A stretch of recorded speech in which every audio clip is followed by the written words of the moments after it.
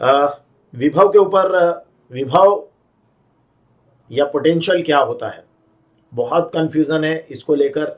विभवांतर शब्द को लेकर भी बहुत कंफ्यूजन रहता है। तो दो शब्द बिल्कुल स्पष्ट आज हो जाएंगे, एकदम क्लियर हो जाएंगे। विभव भी समझ में आ जाएगा और विभवांतर भी समझ में आ जाएगा हमेशा के लिए। तो देखिए, एक शब्द है विभव, पोटेंशियल जिसको आप इंग्लिश में बोलते हैं पोटेंशियल। ये विभव क्या होता है? तो देखिए, एक डेफिनेशन जो विभव की है वो ये कहती है कि एकांक धनावेश को अनंत से विद्युत क्षेत्र के किसी बिंदु तक लाने में किया गया कार्य। बाप रे बाप, बहुत ऐसी डेफिनेशन है बिल्कुल। लेकिन अगर हम कॉन्सेप्ट के साथ बात को समझें, जैसे देखते हैं कि ये कोई आवेश है ना, आपको बिल्कुल क्लियर हो जाएगा, एकदम से क्लियर हो जाएगा। ये आवेश है सपोज, और ये इसका विद्युत क्षेत्र है। क्लियर है? ये इसका क्या हो गया? विद्युत क्षेत्र हो गया। अब इसके जो बाहर है उसको हमको सब उसको हम सब मान सकते हैं अनंत, है ना? क्या मान सकते हैं? अनंत। तो ये अगर हम कोई आवेश लेकर इसके विद्युत क्षेत्र में आते हैं, कोई धनावेश लेकर अगर इसके विद्युत क्षेत्र में आएंगे तो आपको कार्य करना पड़ेगा। जैसे मान लीजिए आप कोई परीक्षण आवेश ला रहे हैं, टेस्टिंग चार्ज, टेस्ट करने के लिए भाई कितना विद्युत क्षेत्र है इसका। तो आपने Q0 परीक्षण आवेश लाए इसके विद्युत क्षेत्र में, और लाने में आपको W कार्य करना पड़ा। ये W आपने कार्य किया, कार्य तो करना पड़ेगा क्योंकि ये भी धनावेश है। ये उसको क्या करेगा? प्रतिकर्षित करेगा। तो प्रतिकर्षित करेगा तो आपको इस प्रतिकर्षण के विरुद्ध क्या करना पड़ेगा? लाने में क्या करना पड़ेगा? कार्य करना पड़ेगा।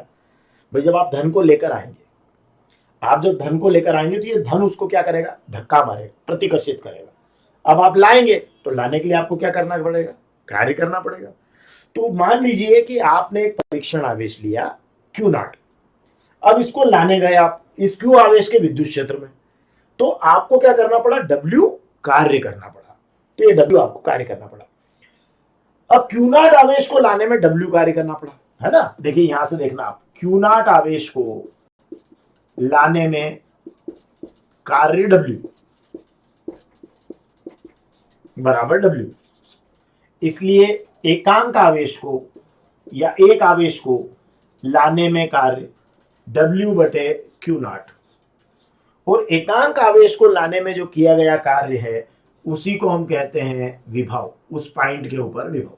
जैसे मान लीजिए अगर आप उसको यहां लेकर आते हैं इस पॉइंट पर, तो एकांक आवेश को आप इस पॉइंट पर लाने में जो कार्य करेंगे वो कहलाएगा इस पॉइंट के ऊपर विभव। तो देखिए, एकांक आवेश को लाने में किया गया कार्य हो गया W/Q0, और इसी को कहेंगे उस बिंदु के ऊपर विभव।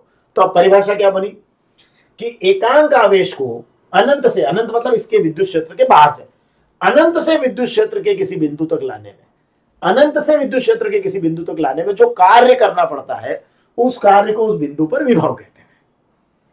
तो आपने कहा एकांक आवेश की तो बात कर नहीं सकते, क्या होता है एकांक आवेश? तो कुछ होता नहीं। तो हमने कहा Q0 आवेश ले लो, चलो एक कोई सा भी आवेश ले लिया।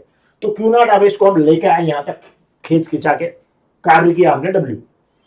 तो फिर निकालना पड़ा कि एकांक आवेश को कितने में करना पड़ेगा, तो ये हो जाएगा W/Q0, है ना? देखिए Q0 आवेश को लाने में कार्य W, तो एक आवेश को लाने में हो जाएगा W/Q0। और ये जो W/Q0 है, जिसको आपने कहा कार्य का मात्रक जूल, आवेश का कुलाम, जूल प्रति कुलाम, ये हो गया वोल्ट। तो ये इसका मात्रक हो जाएगा वोल्ट। विभव का मात्रक क्या हो गया? वोल्ट, जिसको आप कहते हैं जूल प्रति कुलाम। तो एकांक आवेश को, परिभाषा बनी, एकांक आवेश को अनंत से, अनंत मतलब इसके विद्युत क्षेत्र के बाहर से, अनंत से विद्युत क्षेत्र के किसी बिंदु तक लाने में किया गया कार्य इस बिंदु पर विभव कहलाएगा। जैसे मान लीजिए A पर लाने में किया गया कार्य अगर आप निकालते हो तो ये VA हो जाता, इस पॉइंट के ऊपर विभव। तो विभव क्लियर हुआ? एकांक धनावेश को अनंत से विद्युत क्षेत्र के किसी बिंदु तक लाने में किया गया कार्य उस बिंदु पर विभव कहलाता है।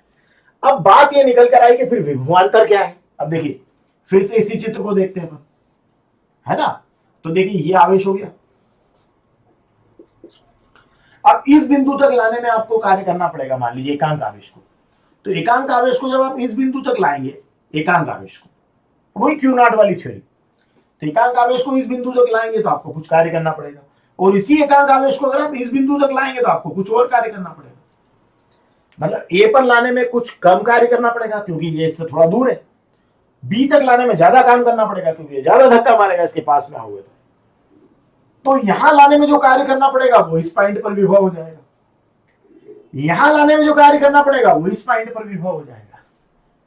तो एकांक धनावेश को अनंत से ए पर लाने में किया गया कार्य वी ए हो गया, एकांक धनावेश को अनंत से बी पर लाने में किया गया कार्य वी बी हो गया। तो ये इस पॉइंट के ऊपर विभव हो गया, इस पॉइंट के विभव हो गया।